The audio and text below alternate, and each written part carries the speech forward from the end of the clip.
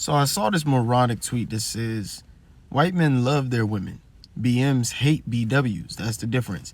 BMs are also the least educated and financially stable out of all men. They are not husband material. Okay, so the first thing I want to address is that BMs have this disdain for BWs. That's absolutely asinine. There is nobody who simps and panders more than BMs when it comes to trying to gain the attention of a BW. There's also no other group of men who will as readily off another man over a woman as BMs over BWs. You go through BW's comment section, you will see nothing but BMs. You go in their DMs, you will see nothing but BMs. You go to their followers, you will see nothing but BMs. If you see a group of BWs in public, they will be pursued and approached by no other than BMs. The idea that BMs must somehow hate BWs because they'll criticize them, judge them, and hold them accountable, and rightfully so where they should, is egregious. Because at the end of the day, the majority of BMs still pursue and marry BWs. And lastly, the idea of BMs being the least educated, least financially stable, and not marriage material.